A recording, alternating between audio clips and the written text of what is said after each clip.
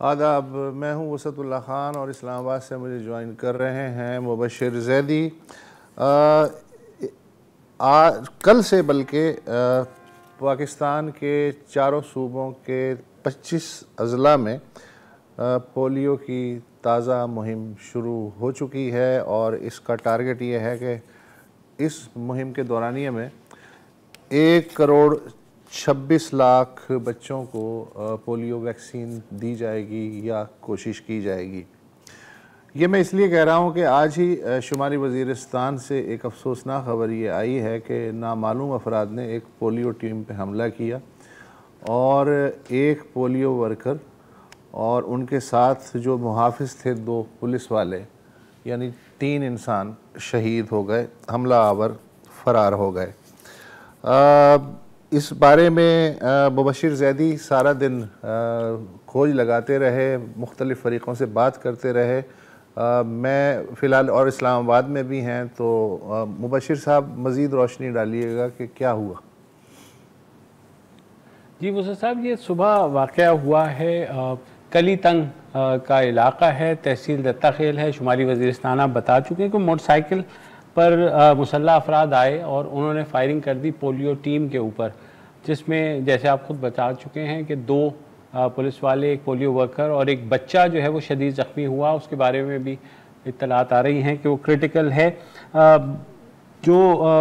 یہ آج ہی یہ مہم شروع ہوئی تھی، اور آپ کو پتہ ہے کہ گزشتہ سال ہم نے پولیو فری گزارا تھا کم و بیش، مگر پھر اس سال جو ہے زیادہ تر کیسز جو آئے ہیں اب تک 10 کے قریب، اس میں سے بیشتر کیسز جو ہیں وہ شمالی وزیرستان سے۔ اب کہا یہ جا رہا ہے کہ شاید افغانستان سے جو لوگ آئے ہیں ان کے تھرو یہ وائرس آیا ہے یا جو بھی ہوا ہے، تو کنسنٹریشن شمالی وزیرستان کے اوپر ہی تھی اور دیگر قبائلی اضلاع کے اوپر۔ اور یہ جو اسپیسیفک پولیو ڈرائیو ڈیزائن بھی کی گئی تھی وہ اس طرح کی گئی تھی کہ جن ایریاز کے اندر اب بہت زیادہ پولیو کی پریولنس مل رہی ہے تو وہاں جو ہے فوکس کیا جائے۔ مگر پہلے ہی دن یہ افسوسناک واقعہ ہوا، اور وزیر اعظم کیبنٹ سب نے اس کو نہ صرف کنڈیم کیا ہے بلکہ وزیر داخلہ سے رپورٹ بھی مانگی ہے، اور اس کے علاوہ جو یونیسیف کا ادارہ ہے اس نے بھی کہا ہے کہ وہ حکومت پاکستان کے ساتھ مل کر انشور کرنا چاہ رہے ہیں کہ یہ جو پولیو ورکرز کی سیکیورٹی ہے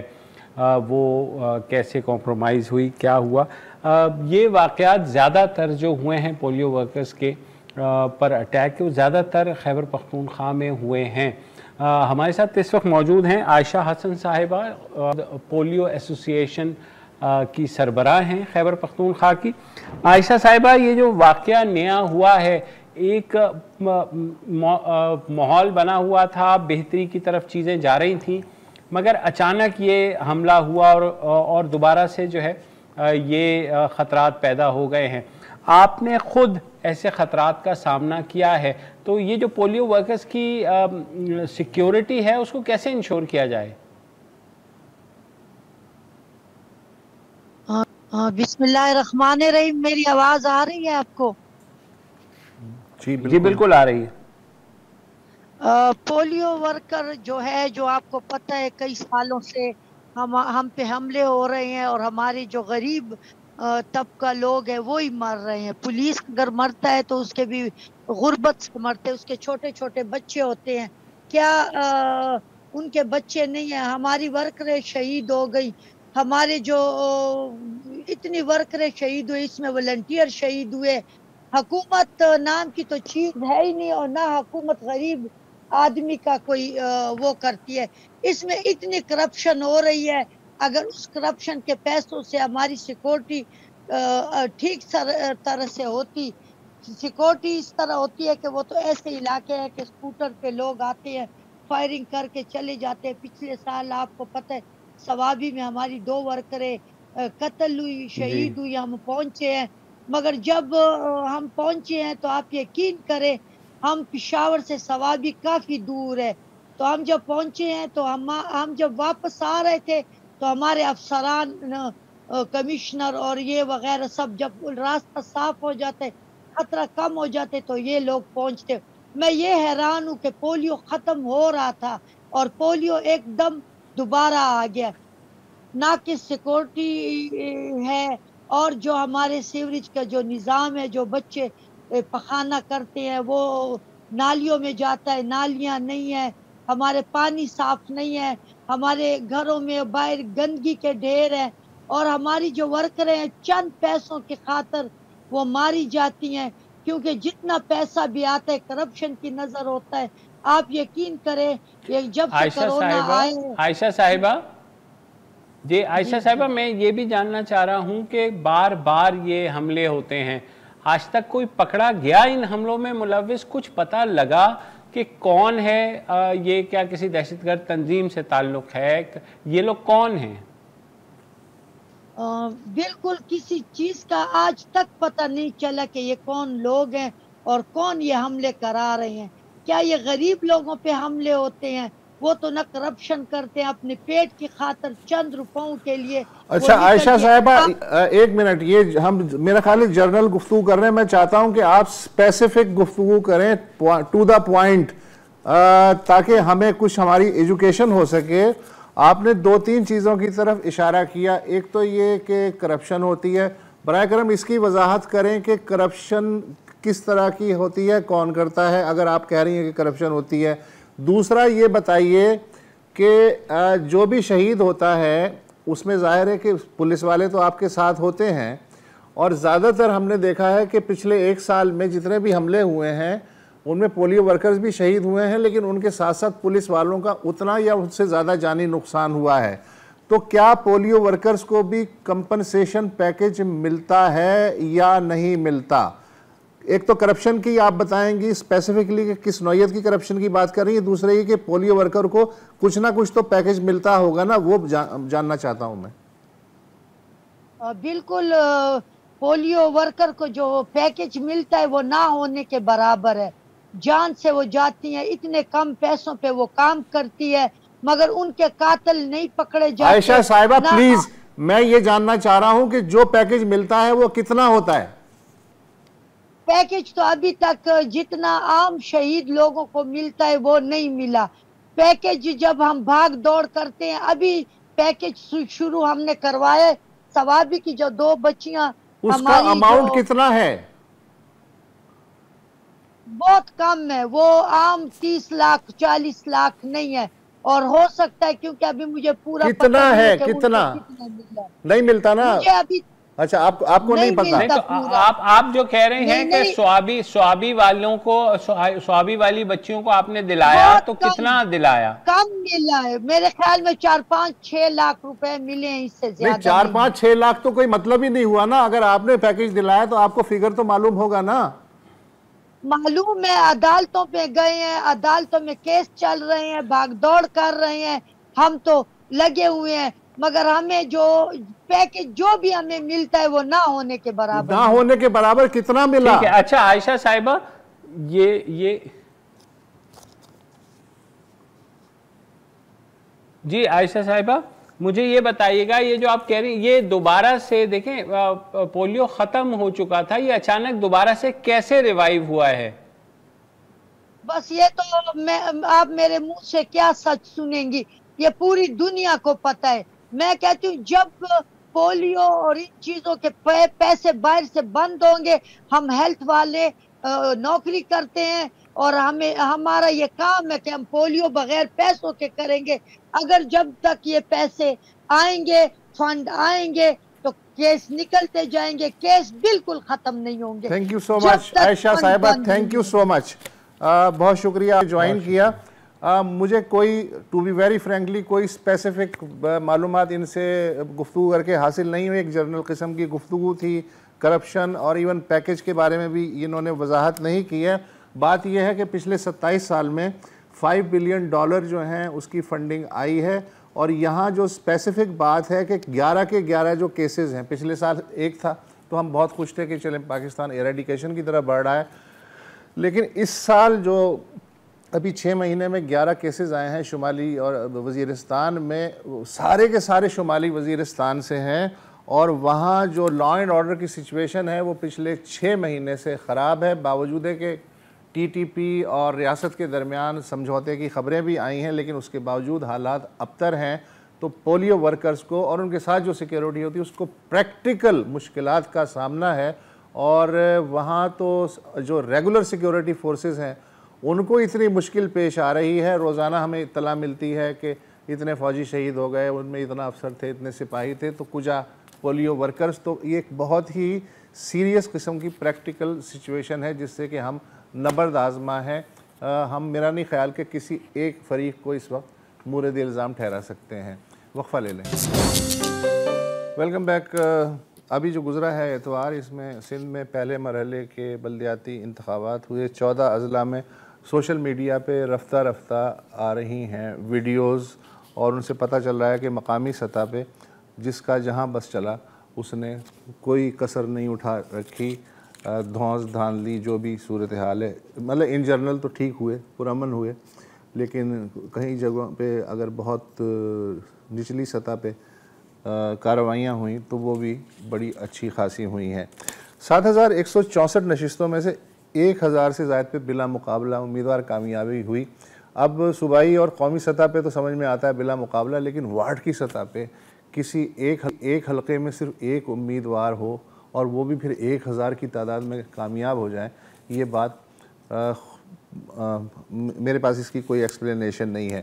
خواتین کی تعداد ہم توقع کر رہے تھے کہ اچھی خاصی ہونی چاہیے، مطلب تقریباً 1/4 تو ہونی چاہیے، لیکن خواتین کی تعداد اس دفعہ بہت کم تھی. انہی میں خیرپور یونین کونسل جیلانی کی وارڈ کی جنرل نشست ہے، اس پہ ایک آزاد امیدوار بھی تھیں ان مٹھی بھر خواتین میں، اور ان کا نام ہے پروین شیخ. انہوں نے 430 ووٹ لیے، اور مخالف امیدوار جنہیں پیپلز پارٹی کی حمایت حاصل تھی انہوں نے 190 ووٹ لیے. تو ظاہر ہے کہ پروین شیخ جو ہیں وہ جیت گئیں. ہم عام طور پہ شکایت کرتے ہیں اور دانشور بنتے ہیں ڈرائنگ روم میں بیٹھ کے کہ جی جمہوریت پہ اشرافیہ نے قبضہ کر رکھا ہے، اور اگر عام آدمی جو ہے اپنے ساتھ کے مزدور کو یا کسان کو یا معمولی سپاہی یا خانچہ فروش کو اگر الیکٹ نہیں کر سکتا، اور وہ بھی وڈیروں کو اور بڑے بڑے طاقتوروں کو الیکٹ کرنے کی عادت میں مبتلا ہے، تو کیسے پھر اس کے مسائل حل ہوں گے. لیکن یہاں پروین شیخ کو جو ووٹ ملے وہ انہی کی بستی کے مزدوروں نے دیے، ان عورتوں نے دیے جو کھجوروں کی صفائی کا کام کرتی ہیں.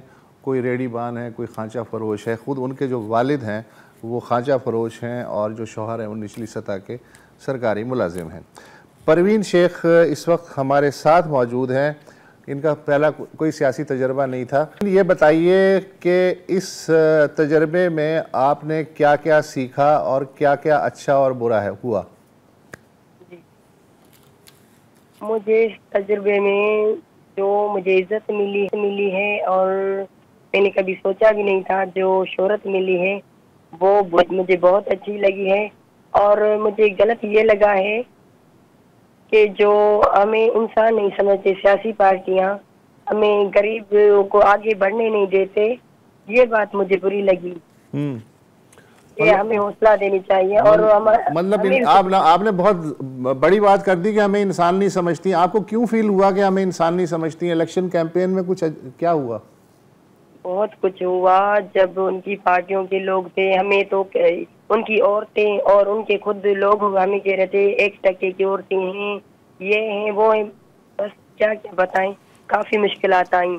اور پھر بھی شکر ہے اللہ کا، ہم حق اور سچ کی راہ پر تھے اور اپنی منزل آسان. تو آپ کو ہراساں کیا گیا، کیا کیا گیا؟ آپ کی الیکشن کیمپین میں کوئی رکاوٹ ڈالی گئی؟ اس لیے کہ آپ تو کوئی بہت بڑا خطر تو نہیں، آپ تو عام سی عورت ہیں. عام سی عورت تھی، پھر بھی تو ہمارے پاس اوپر حملہ ہوا اور کیمپ پر آ گئی، ہمارے ووٹرز کو ہراساں کر رہی تھی، ان کو مار رہی تھی اور ان کے ووٹ کرنے نہیں دے رہی تھی. جب ان کے اپنے لوگ عورتیں تھیں تو ان کو اندر بھیج رہی تھی. جب ہمارے لوگ آ رہے تھے تو ان کو جان بوجھ کے کہہ رہے تھے کہ اس کے ووٹ نمبر غلط ہے، اس کا NIC یہاں کا نہیں ہے، اس کا ووٹ ادھر کا نہیں ہے. یہ کرتے کرتے شام ہو گئی اور ہمارے ووٹوں کا ووٹ انہوں نے ڈالنے نہیں دیا. اس کے باوجود آپ جیت گئیں بھاری مارجن سے. یہ کیسے ہوا؟ یہ ایسے ہوا جب ہم نے دھرنا لگایا باہر روڈ پہ. ہم نے کہا ہمارے ساتھ ایسی چالاکی مت کریں، آپ خدا را کچھ سوچیں، ہم غریب ہیں، تو اس کا یہ مطلب نہیں ہے کہ آپ ہمیں ہر طرح سے شکست دیں. پھر میں نے بہت کوشش کی اور اللہ کا شکر ہے. فیصلہ کیوں کیا؟ الیکشن لڑنے کا جی کوئی وجہ تو ہوگی پروین، نا. میں یہی پوچھنا چاہ رہا تھا کہ ہاں کہ آپ الیکشن لڑنے کا فیصلہ کیوں کیا؟ کیا ایسی پرابلمز ہیں، مسائل ہیں علاقے کے جو آپ سمجھتی ہیں کہ پرائیورٹی پہ ریزالو ہونے چاہیے؟ بہت سارے مسئلے مسائل ہیں. میں کئی انٹرویوز میں یہی بول رہی ہوں کہ یہاں کا جو مسئلہ ہے مین ہے پانی کا. یہاں کا پانی جو ہے نمکین ہے، لوگ پی نہیں سکتے، اور جو واٹر ہے واٹر پمپ کو وہ لگائے نہیں گئے، اور پانی جو بھی ہے بدبودار ہے، ہمارے لوگ پی نہیں سکتے. ہم پیسوں سے، غریب لوگ بھی پیسوں سے پانی لے کر پیتے ہیں. اور دوسرا مسئلہ لائٹ کا ہے، اور جو تیسرا مسئلہ ہے وہ صفائی ستھرائی کا ہے. تو آپ کے ذہن میں کیا پلان ہے اگلے 4-5 سال جب تک آپ کونسلر رہیں گی، اللہ کرے ان کا ٹینیور پورا ہو بلدیاتی اداروں کا، تو آپ کے ذہن میں کیا ہے؟ آپ تو آزاد امیدوار ہیں، کیا کریں گی آپ؟ میں انشاءاللہ ہر ممکن کوشش کروں گی، اور جو یہ 3 موضوع ہیں نا میرے دماغ میں، یہ 3 منصوبے، انشاءاللہ پہلے میں یہی کام کروں گی اپنے غریب مزدور بھائیوں کے لیے. تو آپ کو امید تھی کہ بستی والے آپ کا ساتھ دیں گے، جو کہ اب تک عادی ہیں کہ جی کوئی پاورفل ہو، جس کی پولیس میں اپروچ ہو، اس کو ووٹ دیں بنسبت اپنے ساتھی کو؟ تو آپ کو حیرت نہیں ہوئی کہ بستی والوں نے آپ کا بھرپور ساتھ دیا؟ بالکل ساتھ دیا. اور جو میرے ساتھ پہلے ہمارے ساتھ بالکل اکٹھے ہو گئے تھے، پھر ان پر بھی پریشر ڈالا گیا، ان کو خریدا گیا راتوں رات. میں 15-16 دن ورک کرتی رہی. جب ایک دن پہلے ہوا نا الیکشن سے، تو سارے لوگوں کو بگاڑ دیا. پھر بھی میں ہمت نہیں ہاری، اور لوگوں کو میں ہاتھ باندھتی رہی، علاج کرتی رہی کہ میری مدد کریں. اور میں آپ کے لیے ہی باہر نکلی ہوں. پھر خدا کا شکر ہے ان کے دل میں رحم آ گیا، وہ اندرونی طریقے سے میرا ساتھ دے رہے تھے سب لوگ باہر ان کے سامنے ان کے. اچھا پروین صاحبہ اس علاقے میں زیادہ پیپلز پارٹی کا ہولڈ ہے، آپ کے اپنی جو خاندان ہے اس میں بہت سے لوگ پیپلز پارٹی کے ووٹر ہیں. تو جب آپ نے یہ سارا کچھ کیا تو پیپلز پارٹی نے جو کچھ وہاں ڈیولپمنٹ آج تک کی، آپ کے خیال میں کوئی کام نہیں کیا وہاں؟ نہیں بالکل نہیں کیا. ہم خود اس پیپلز پارٹی کے ووٹ دیتے آئے ہیں. میرے باپ دادا 7 نسلوں نے انہیں ووٹ دیا ہے. اب جب ہمارے کام نہیں ہو رہے تھے اور ہم مجبوراً انقلاب لانے کی کوشش کر رہے ہیں. میں ایک غریب کی بیٹی جب باہر آئی ہوں تو کچھ دکھ اور تکلیفوں کی وجہ سے باہر آئی ہوں. تھینک یو سو مچ پروین صاحبہ ہمیں جوائن کرنے. یا کتنی مبشر ستم ظریفی کی بات ہے کہ ذوالفقار علی بھٹو جو ہیں جب وہ اٹھے تھے تو سارا غریب ان کے ساتھ تھا، اور وہ لگتا بھی تھا روٹی کپڑا اور مکان، اور جس طرح عوامی انداز میں انہوں نے چیزوں کو انٹروڈیوس کرایا، سیاست کو ڈرائنگ روم سے سڑک پہ لے کے آئے.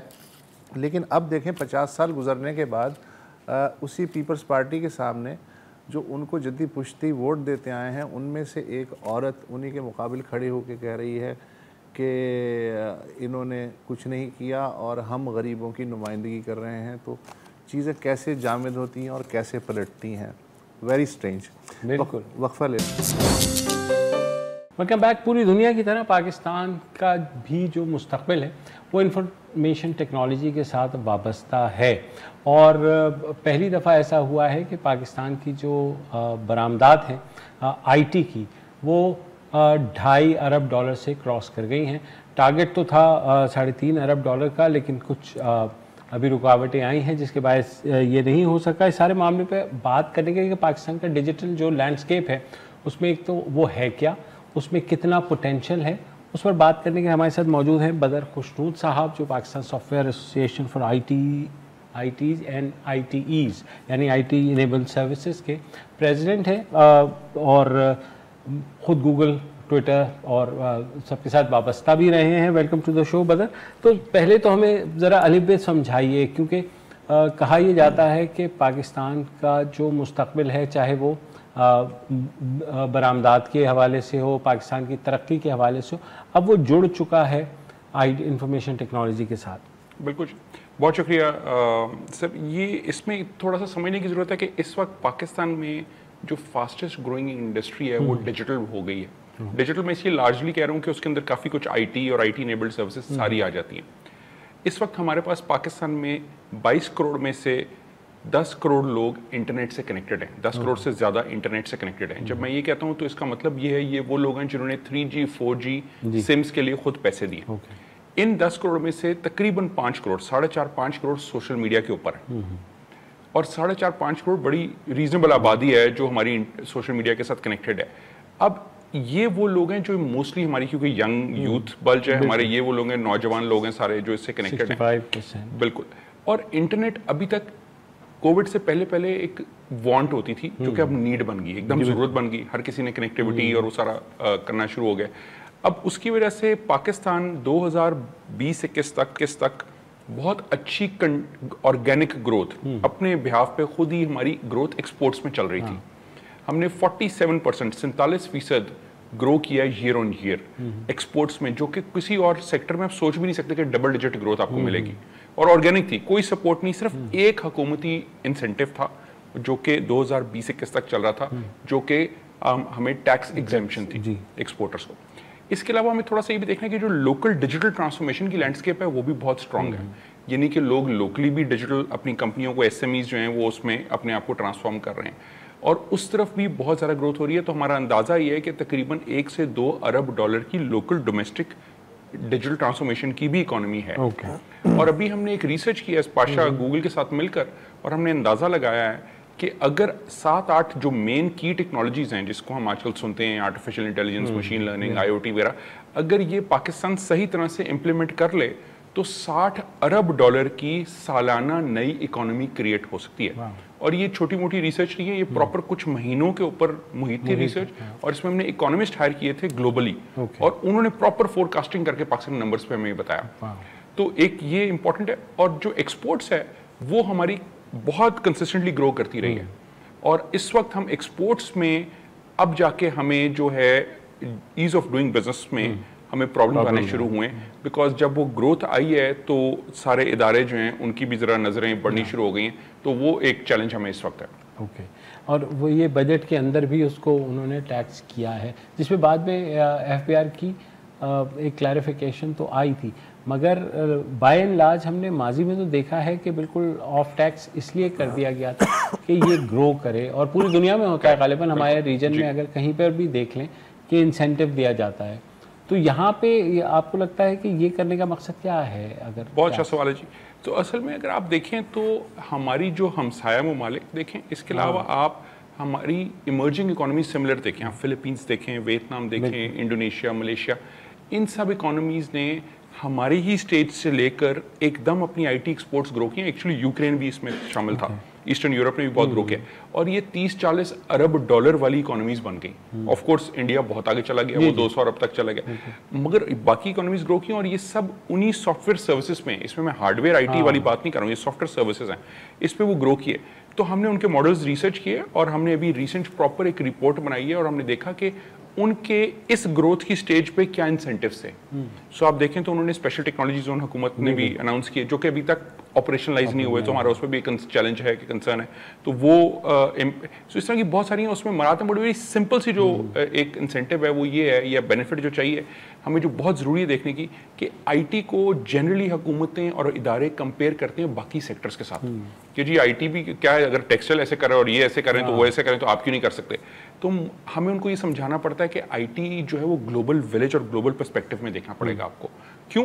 क्योंकि IT के बिजनेस को कहीं भी ग्लोबली माइग्रेट करना आसान है, कोई मसला ही नहीं है, आपने कोई फैक्ट्री नहीं उठानी, कुछ नहीं, आपने लैपटॉप पकड़ना और टिकट लेनी और बाहर चले जाना।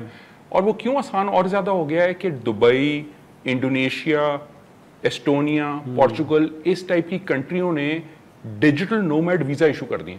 उन्होंने कहा जी आप हमारे मुल्क आएँ, आप बाहर दुनिया से जो मर्जी पैसे कमाएं, हम उस पर कोई टैक्स नहीं लेंगे आपसे, सिर्फ हमारे मुल्क में अगर कोई काम करेंगे तो टैक्स ले लेंगे। और इतना आसान कर दिया हर प्रोसेस कि आपको कोई ह्यूमन इंटरफेस नहीं है, सब ऑटोमेटेड है, ऑनलाइन है, डिजिटल है। सो आप किसी पर्सन की असेसमेंट पे डिपेंडेंट नहीं है। इसके बरक्स पाकिस्तान में क्या हुआ कि जैसे इकोनॉमी IT की हमारी बड़ी होनी शुरू हुई, तो इदारों ने इसके अंदर प्रोसेस ऐड करने शुरू कर दिए। मसला टैक्स से नहीं है, ऑफ कोर्स ना ही डॉक्यूमेंटेशन से, जाहिर है हमारे स्टेट बैंक के थ्रू पैसे आ रहे हैं तो डॉक्यूमेंटेड है, इसमें तो कोई इशू नहीं है। मगर और बाय द वे एक और चीज़ बड़ी इंपॉर्टेंट है इसमें समझने की, सर, कि नॉलेज इकोनॉमी माइंडसेट नहीं आया अभी तक, हम इंडस्ट्रियल एज माइंडसेट में चल रहे हैं। तो अगर आप प्रोडक्टिविटी देखें तो हमारे एवरेज एग्रीकल्चर वर्कर की प्रोडक्टिविटी $400 है, हमारे $400 पर ईयर। हमारे नॉलेज वर्कर आईटी की $25,000 से $40,000 पर ईयर है। सो इतनी ज्यादा प्रोडक्टिविटी है। तो सप्लाई साइड ऑल्दो एक इशू है कि अभी बच्चे अच्छे ग्रेजुएट नहीं हो रहे, उस पर भी आता हूं मैं, मगर मैं आपको बताना चाह रहा हूं कि जो ये टैक्स वाला इशू है वो प्रोसीजरल इशू है। हमें अपने आप को कंपेयर अपनी बाकी सेक्टर से नहीं, बाकी दुनिया से कंपेयर करना है। हमें अपने आप को ऊपर लेके जाना है अपनी गेम को, और हमारे हिसाब से ये मैसिवली ग्रो कर सकता है। सिर्फ हमें कुछ फैसिलिटेशन देनी है ताकि लोग आसानी से इस पर काम कर सकें। अब क्या समझते हैं, इदारों में या हुकूमतों में ये अंडरस्टैंडिंग नहीं है, या अभी तक हम वो जो है फाइलों और वो अच्छा, इसमें मैं ऐड करना चाह रहा हूँ ये जो प्रॉब्लम जिसकी तरफ आपने इशारा किया है कि जो पिछली हुकूमत थी जिसके दौर में आईटी पॉलिसी अनाउंस हुई थी, उसके हिसाब से आपको 100% इक्विटी की इजाज़त थी जो भी आईटी कंपनीज हैं, और उसके अलावा खुसूसी foreign currency accounts for IT specially उन्होंने कहा था कि हम क्रिएट करेंगे जिसमें आप फॉरेन करेंसी रखें, लाएं, ले जाएं, हमें उससे कोई मामला नहीं है। तो वो इंसेंटिव आपको मिले और उनकी गर्दन दबा दी गई, या वो इंसेंटिव मिले ही नहीं? सच्ची बात ये जी कि वो इंसेंटिव अनाउंस किए गए, और उन इंसेंटिव्स को प्राइम मिनिस्टर ने अनाउंस भी किया, उन इंसेंटिव्स को प्राइम मिनिस्टर ऑफिस से इशू भी किया गया। मिनिस्ट्री ऑफ आईटी ने उनके ड्राफ्ट ऑर्डिनेंसेस और एसआरओज और जो भी बनाना था बनाकर, मिनिस्ट्री ऑफ आईटी ने, जो कि बहुत कोऑपरेटिवली प्राइवेट सेक्टर के साथ काम करती है, उन्होंने रेलिवेंट अथॉरिटीज़ को, एफबीआर, स्टेट बैंक को भेजे भी, मगर उसी दौरान नो कॉन्फिडेंस मूव शुरू हुई और वो इम्प्लीमेंट नहीं हुए। हमारी यही दरख्वास्त थी इस हुकूमत से कि जो अच्छी चीज़ें हुई हैं उनको कंटिन्यू किया जाए, बिकॉज कंटिन्यूटी ऑफ पॉलिसी बहुत ज़रूरी है। हम जब चेंज करते हैं पॉलिसीज़, बार बार गियर्स चेंज करते हैं, तो लोगों में अनसर्टेनिटी आ जाती है, ट्रस्ट डेफिसिट आ जाता है कि पता नहीं अब कल क्या होगा। इसलिए वो कंफ्यूजन में अपने डॉलर बाहरी पार्क कर लेते हैं, और वो जो कंफ्यूजन है और वो जो ट्रस्ट डेफिसिट है वो हम समझा रहे हैं कि कंटिन्यूटी ऑफ पॉलिसी बहुत जरूरी है। तो एक्चुअली पिछली हुकूमत ने अनाउंस किया था, वो समझ गए थे एक्चुअली, तब ही उसी बजट में एक्चुअली इन्होंने ये चेंज लाए थे। मैं यही आ रहा था कि ये बजट से पहले जो कंसल्टेशन हुई, और मिफ्ता को ज़ाहिर है आप भी जानते हैं, थोड़े यंग हैं, और मेरा ख्याल था कि वो शायद तो कोई इस तरह की कंसल्टेशन हुई आप लोगों के साथ? जी, तो मिनिस्ट्री ऑफ आईटी के साथ हमारी बहुत day to day, literally day to day basis पे, बजट के हवाले से जी, हमारी मिनिस्ट्री ऑफ आईटी के साथ अमीनुल हक साहब की टीम, पूरी Pakistan software export board, member IT वगैरह सब, they are super cooperative, industry को समझते हैं बड़ी अच्छी तरह और हमारे साथ मिलकर चलते हैं। मगर अब मिनिस्ट्री ऑफ आईटी और Pasha as a trade body जब इकट्ठे चल भी रहे हैं, फाइनल डिसीजन आपको पता है मिनिस्ट्री ऑफ फाइनेंस से आना है, और हमारा उस पर, और मेरी मिफ्ता इस्माइल साहब से डायरेक्ट भी 1-on-1 भी बात हुई, उन्होंने अपनी मिनिस्ट्री से असाइन भी किया किसी को, जिन्होंने हमसे कोऑर्डिनेशन भी की इस बात पे। एहसन इकबाल साहब से भी हुई, सबसे कोऑर्डिनेशन हुई। हमारा एक बड़ा सिंपल सा लॉजिक है जी, और रिक्वेस्ट है, हम ये रिक्वेस्ट कर रहे हैं कि अगर आप 0.25% लगा भी लें, $3 अरब पे लगा भी लें, तो सर टोटल जो कलेक्शन है ना वो $7.5 मिलियन बनेगी। हम ये कह रहे हैं कि वो ले लें या $700 मिलियन डॉलर्स में ले लें, $700-800 मिलियन पूरा $1 अरब मिल जाएगा आपको, बिकॉज लोगों में कॉन्फिडेंस होगा कि हाँ जी कंटिन्यूटी ऑफ पॉलिसी है। ये एक बड़ी, ये टैक्स अथॉरिटीज का डिसीजन नहीं, ये एक इकोनॉमी लेवल डिसीजन है जो प्राइम मिनिस्टर या कैबिनेट को लेने की जरूरत है कि हमने इंडस्ट्री को ग्रो करना है, जॉब्स क्रिएट करनी है, या थोड़ा सा टैक्स कलेक्ट करना है। अच्छा, यहाँ पर एक वक्फे के वापस आएंगे, तो आपने ये कहा कि हमारा पोटेंशियल जो है वो $60 बिलियन का है, उसके लिए क्या करना चाहिए, वक्फे के बाद जानते हैं। पाकिस्तान में उभरती हुई डिजिटल और आईटी इंडस्ट्री और इम्पोर्ट एक्सपोर्ट का मुस्तकबिल कितना शानदार है या नहीं है, देखा ये गया है कि बेहतरीन दुनिया के जो प्रोजेक्ट्स हैं, अगर उनको नीचे लगाना हो और उभरते हुए को ही खुदकुशी करवानी हो तो किसी बाबू के हवाले कर दें, उसकी पॉलिसी, आपका काम हो जाएगा, उस प्रोजेक्ट का भी काम तमाम हो जाएगा।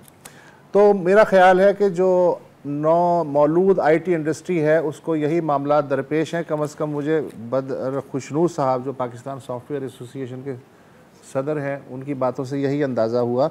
बदर साहब, 2018 की जो डिजिटल पॉलिसी है उसमें टारगेट रखा गया था विजन 2025 के तहत कि 2025 तक हम अपनी आईटी इंडस्ट्री का जो साइज़ है वो कम से कम $20 बिलियन तक ले जाएंगे। तो जो आपने मसाइल बयान किए, लैक ऑफ अंडरस्टैंडिंग बयान की, उसके होते हुए ये टारगेट अचीव کرنا کتنا ریئلسٹک ہے؟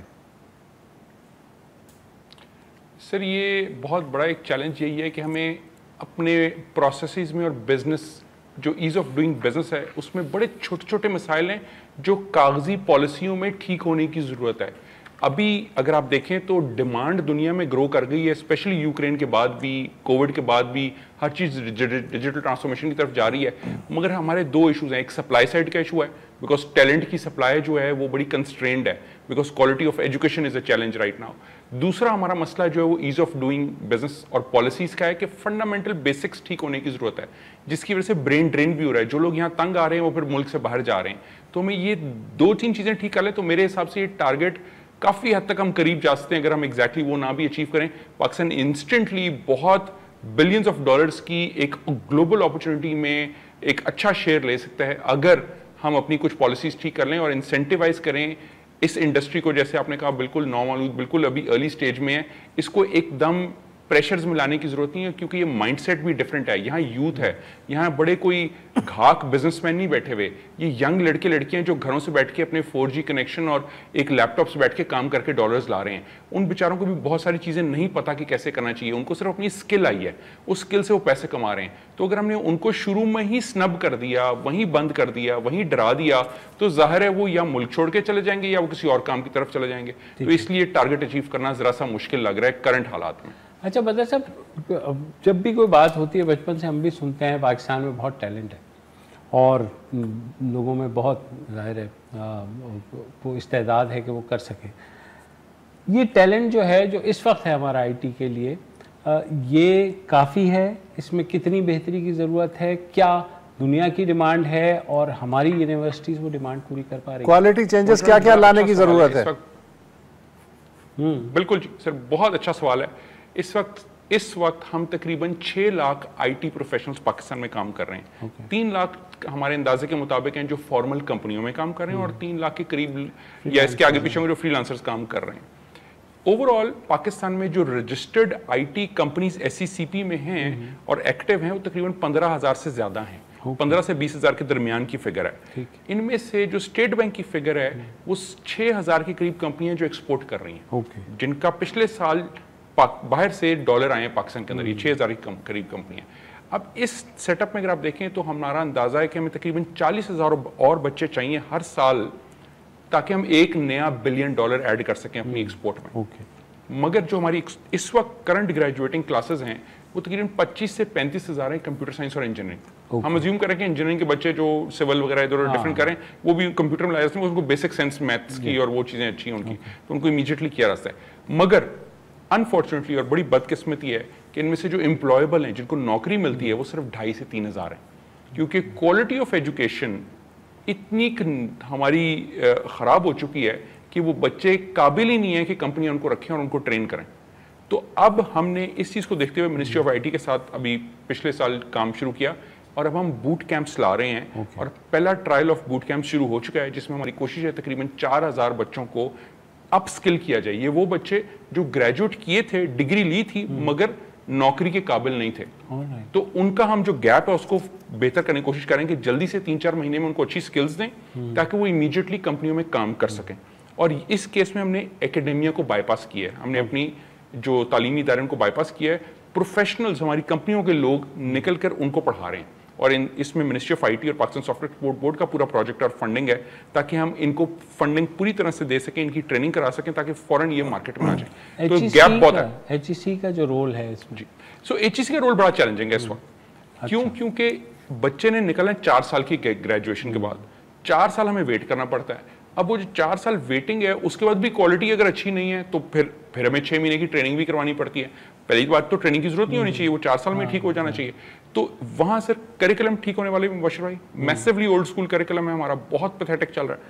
ہمیں وہاں جو پروفیسرز کی اور جو فیکلٹی کی پروموشن کے کرائٹیریا ہیں وہ چینج کرنے کی ضرورت ہے. ان کی کرائٹیریا ہے ایک بڑی ٹریڈیشنل اولڈ اسکول ریسرچ وہ کرتے ہیں, اس کے بعد وہ لائبریری میں لگ جاتی ہے اور وہ کالی سی وہ جلد کرا کے وہاں لگ جاتی ہے, مگر ان کی پروموشن کسی بھی طرح سے ان کی स्टार्टअप्स जो नए कंपनियों के शुरू करने में या कॉर्पोरेट में या बिजनेस में इंडस्ट्री के साथ किसी भी तरह से कनेक्टेड नहीं है। तो कोई केपीआईज हमें बनाने की जरूरत है उनकी परफॉर्मेंस की, कि इनके ग्रेजुएटेड बच्चे कितना अच्छा इंडस्ट्री में परफॉर्म कर रहे हैं, मार्केट में आके क्या करते हैं, उसकी बेसिस पे भी प्रमोशन का क्राइटेरिया कुछ होना चाहिए।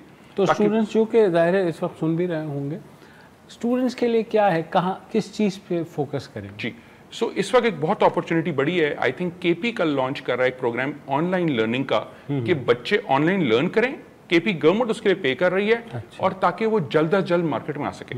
और इस वक्त बेइंतहा अनलिमिटेड नियरली फ्री रिसोर्सेज पड़े हुए हैं यूट्यूब जैसी बेशुमार वीडियो और साइट्स पे और डिफरेंट ट्रेनिंग साइट्स पे।